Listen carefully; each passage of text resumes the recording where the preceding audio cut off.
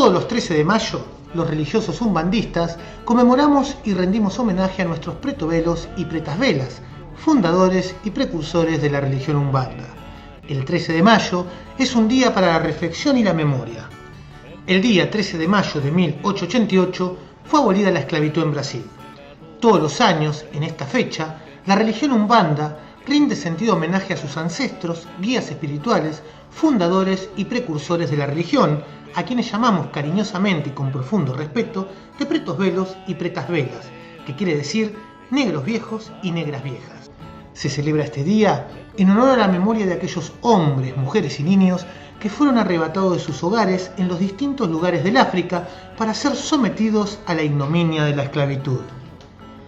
Los esclavos africanos eran adquiridos por los traficantes a cambio de mercadería y eran embarcados entre 200 y 600 cada viaje. Venían atados con cadenas y separados por sexo.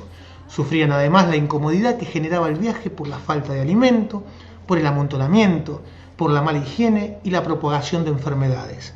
El 10% moría en el viaje, que duraba aproximadamente entre 35 y 50 días. Una vez llegados a las costas de Brasil, eran puestos en cuarentena con el fin de evitar más pérdidas humanas por causa de las enfermedades. Los esclavistas trataban de cambiar drásticamente sus aspectos y para esto eran sometidos a una especie de rápido engorde.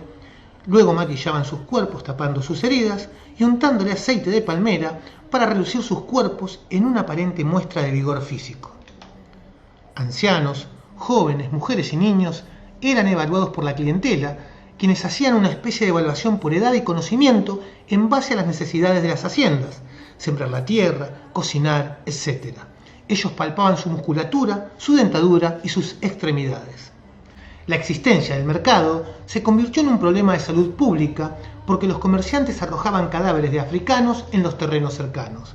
Por este motivo, fueron penalizados con multas, ya que eran identificados por las marcas que le hacían al hierro caliente con las iniciales de sus propietarios, y cada vez que eran vendidos, eran nuevamente marcados. También era común grabar una cruz en el pecho de los que eran bautizados. En 1741, el gobernador de la Capitanía de Río determinó que los negros fugitivos, una vez capturados, fuesen marcados con una F y obligados a usar un cordón de estaca, de modo que si volvían a escapar, como castigo tendrían una oreja cortada. Y en 1842, con el Código Criminal del Imperio, las marcas y mutilaciones fueron extintas. También las distintas tribus y familias fueron separadas para evitar que puedan comunicarse entre sí, evitando así la conspiración o posibles rebeliones contra sus amos. Tras las campañas evangelizadoras, muchos fueron obligados a bautizarse, teniendo que adoptar obligatoriamente a los santos católicos, razón por la cual existe el sincretismo en nuestra religión. Estos esclavos africanos, junto a nuestros pueblos originarios, debieron adaptarse para poder sobrevivir. Aprendieron a entenderse, a lograr poco a poco unidad, mientras el látigo del amo resonaba, teniendo que soportar toda clase de vejaciones a las que fueron sometidos. Enfrentaron las peores condiciones de vida, trabajaron hasta el desmayo, realizaron los trabajos más pesados, comían muchas veces de las sobras que quedaban, y por las noches debían dormir apilados en lo que se llamaban senzalas, donde eran hacinados bajo condiciones inhumanas, y en donde muchos morían a los pocos años de haber sido esclavizados, producto del abuso al que fueron sometidos. Sin embargo, jamás perdieron su fe y su respeto al prójimo.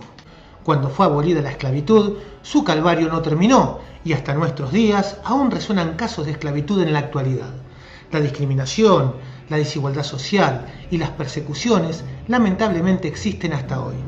Para poder comprender mejor todo lo sucedido, vamos a hablar del contexto político y social de Brasil antes y después de la abolición de la esclavitud. En 1871, el 28 de septiembre, fue promulgada la Ley de Vizconde de Río Blanco o Ley de Libertad de Vientres. A partir de aquí, se consideraba libre a todos los hijos o hijas de mujeres esclavas nacidos o nacidas a partir de la fecha de la promulgación de la ley. En 1885, el barón de Contengippe promulga la Ley de los Sexagenarios. Esta ley concedía la libertad a todos los esclavos mayores de 60 años. Y en 1888, la princesa Isabel I promulga la Ley Áurea, por la cual se abolió la esclavitud en Brasil, mientras su padre, el emperador Pedro II, estaba ausente. Esta ley generó mucha conmoción a los hacendados y a la élite en general, quienes se negaban a otorgar la libertad a sus esclavos porque estos eran parte de sus bienes. Exigieron indemnizaciones, pero al ver que sus demandas no fueron aceptadas, decidieron apoyar al movimiento republicano con la intención de que el gobierno más tarde lo favoreciera. El debilitamiento de don Pedro II y el empeoramiento de su estado de salud dejaron al segundo reinado sin mando y sin dirección, lo que favoreció el movimiento de las tropas del mariscal Deodoro da Fonseca el 15 de noviembre de 1889 para decretar el fin del imperio e instalar la república en Brasil. Firmada la ley, los esclavos poco a poco fueron siendo liberados y arrojados a las calles ante el desprecio social, sin tierras, sin comida y abandonados absolutamente a su suerte. En aquella dispersión miserable comienza su libertad, y muchos se internan en el bosque en la búsqueda de distintos asentamientos denominados quilombos. Los quilombos o mocambos eran refugios de esclavos fugitivos, principalmente de origen angolano, que se refugiaban en el interior de Brasil, especialmente en la región montañosa de Pernambuco. A medida que su número crecía, formaron asentamientos llamados mocambos. Gradualmente se fueron juntando varios mocambos en el llamado Quilombo dos Palmares o Janga angolana bajo el mando del rey Gangazumba o Gangazumba, que pudo haber sido elegido por los líderes de los mocambos. Gangazumba, quien gobernaba el más grande de los pueblos, presidía el consejo de jefes de los mocambos y era considerado el rey de los palmares. Los otros 9 asentamientos estaban a cargo de los hermanos, hijos o sobrinos de Gangazumba. Zumbi dos Palmares era jefe de una de las comunidades, quien más tarde ocuparía el lugar de su tío. Después de la abolición de la esclavitud, la sociedad blanca no quería perder sus privilegios y trató de reforzar todos los comportamientos que distanciasen a los negros en la jerarquía social y en la división del trabajo. En 1890 surge el decreto 847 del 11 de octubre, artículo 157, donde se sanciona la práctica del espiritismo, la magia y sus hechicerías, así como el uso de talismanes y cartomancias para despertar sentimientos de odio o amor, inculcar la curación de enfermedades curables o incurables, en fin, para fascinar y someter la credulidad pública, tendrá penas de prisión de 1 a 6 meses y una multa de 100 a 500 reales. A fines de los años 30, bajo la dictadura de Getúlio Vargas, los terreiros de Umbanda atravesaron una fase muy difícil en su labor, pues fueron obligados a registrarse en las delegaciones policiales y abonar lo que llamaban en la época tasas de protección, que eran verdaderas extorsiones. En los registros era obligatorio incluir en el nombre del templo la palabra espírita. Los que no se registraban eran obligados a actuar en la clandestinidad, corriendo el riesgo de ser sorprendidos por la policía. En esta época no se hablaba de umbanda ni de candomblé. Los términos utilizados eran hechicería, macumba y bajo espiritismo.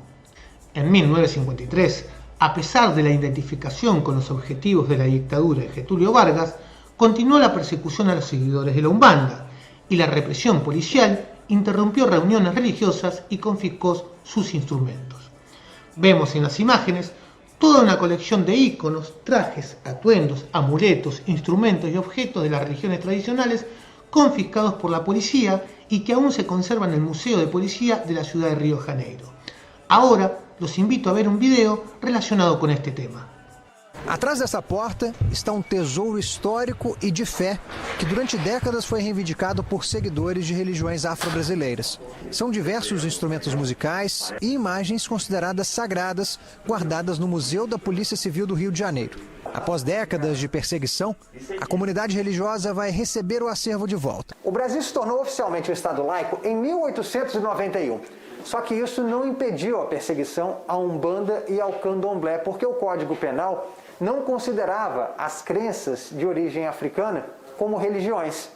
Ao longo de décadas, todo esse material aqui, um acervo com mais de 500 peças, foi apreendido como magia negra. O conceito foi revisto nos anos 40, mas na prática as apreensões duraram até a década de 60. Das centenas de peças, quase 200 são tombadas pelo Patrimônio Histórico Nacional. Com o acordo, o acervo será transferido para o Museu da República. Uma conquista da democracia, uma conquista do Estado laico, para que as outras religiões vejam que nós temos direito. Ahora llegamos a la década del 50, donde a la Umbanda se la calificó como peligrosa y nociva desde el punto de vista ético, religioso y político.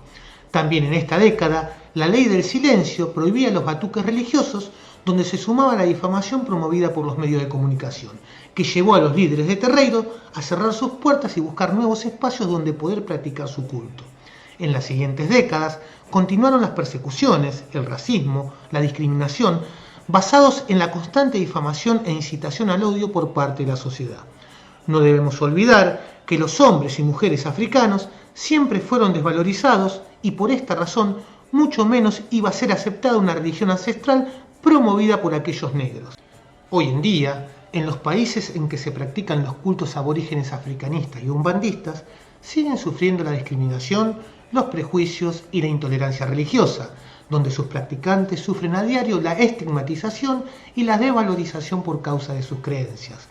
En nuestro país, en Argentina, nuestra institución religiosa denominada RAU, reconocida por el Registro Nacional de Culto con el número 4032, trabaja hace 25 años de forma interrumpida, aportando con la visibilización de nuestras creencias religiosas de sustrato africano y umbandista. Sabemos que aún queda un largo camino que recorrer, por el cual seguimos trabajando por la igualdad de derechos y el respeto a nuestras creencias. Para acercarnos a nuestra historia en Argentina, consideramos necesario hacer una breve reseña histórica, donde sería inexcusable no hacer referencia sobre la omisión histórica generalizada de la población africana, esclavizada desde fines del siglo XVI y prácticamente desaparecida o invisibilizada de la historia para fines del siglo XX. Partiendo de esta base, donde lamentablemente no existe una herencia religiosa de aquel pueblo africano presente en nuestro país y ante el desconocimiento social de su presencia y relevancia en nuestra historia, aún más complejo ha sido el proceso de visibilización de la religión africanista y umbandista, la cual llegó a nuestro país en los años 60 y ha sido transmitida desde Brasil a Uruguay y luego a nuestro país, dando comienzo a un proceso de readaptación y nacimiento de una nueva identidad religiosa afroumbandista argentina, donde este tiempo nos permitió crecer, fortalecernos y establecernos como comunidad, recorriendo nuestros 60 años de vida. El término afroumbandista, si bien no sería correcto, es utilizado en la Argentina porque logra nuclear o hacer referencia a las tres manifestaciones religiosas más importantes de sustrato africanos heredadas de Brasil. Estos tres cultos históricos y mayoritarios son culto a las naciones orillá, comúnmente conocidos como batuque, el candomblé y la umbanda. En estos últimos tiempos, también han llegado otras corrientes religiosas de sustrato africano desde Cuba y también las oriundas de Nigeria, como la religión tradicional aborigen yoruba, conocidas como Ifá Orishá. Nuestras creencias afirman la existencia de un solo Dios, único y creador del universo. Creemos en los orishás representados en cada espacio de la naturaleza como la más pura manifestación de Dios en su divina creación. Creemos que el hombre se desenvuelve en un campo de energías espirituales que nos guían y nos brindan la experiencia de vivir en armonía con el universo. Nuestros religiosos, practicantes y feligreses en general eligen libremente profesar nuestros cultos, no por herencia cultural o descendencia. Lo hacemos por elección y desde una óptica de libertad, ética y moral, aun cuando sabemos que a partir de nuestra decisión seremos discriminados, estigmatizados y claramente desvalorizados. Los 13 de mayo, los templos umbandistas de Brasil, Argentina y Uruguay son los que concentran mayor cantidad de fieles. Esta celebración se realiza al unísono en todos los templos del mundo. Juntos honramos la memoria de nuestros ancestros africanos tan amados y respetados dentro de la religión umbandista, porque en ellos existe el verdadero ejemplo de sacrificio, paciencia, sabiduría y perseverancia a través de la fe inquebrantable en Dios. Su ejemplo y dignidad es el legado de un auténtico religioso umbandista, quien tiene la sagrada misión de transmitir su palabra de amor y paz para toda la humanidad. Por esta razón, la religión umbanda continúa creciendo y expandiéndose por todo el mundo, porque quienes abrazamos y aceptamos esta fe, lo hacemos convencidos de que es posible construir una sociedad, un país y un mundo más justo y fraterno. Los pretovelos y las pretavelas representan la ancianidad, la experiencia, la sabiduría, la fortaleza, la paciencia, el buen carácter, la dulzura, la humildad, la perseverancia y la fe inquebrantable en Dios para vencer la adversidad. Estos festejos en su honor se realizan durante todo el día, donde los guías espirituales de luz comparten con sus fieles mensajes de amor, fe y esperanza, y son agasajados por toda la familia religiosa en agradecimiento por todas las bendiciones recibidas durante todo el año.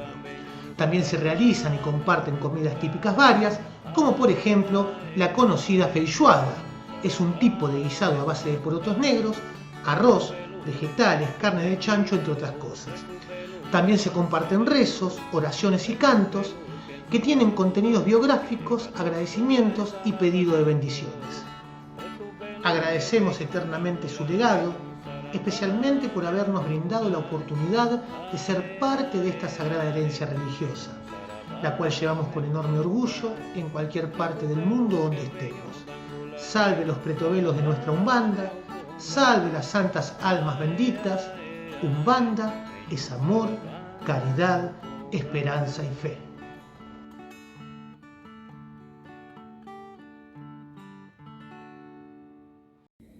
Hijo, si usted precisar, solo piensa en a Bobo, que ya le viene a ayudar. Hijo, si usted precisar, solo piensa en a Bobo, que ya le viene a ayudar. Piensa en una calle larga, mi hijo, piensa en su Jacutá, en una casita blanca, mi hijo, que la Bobo está allá, sentada en el banco que está torcido con su rosario en las manos. Piensa la Bobo María redonda, haciendo una oración. Piensa la Bobo María redonda, haciendo una oración. Hijo, si usted precisar, piensa en la Bobo, que ya le viene a ayudar. Hijo, si usted precisar, piensa en el abobo, que ya le viene a ayudar. Piensa en una calle larga, mi hijo, piensa en su Jacutá, en una casita blanca, mi hijo, que la Bobo está allá, sentada en el banco que está torcido con su rosario en las manos. Piensa la Bobo María redonda, haciendo una oración. Piensa la Bobo María redonda, haciendo una oración.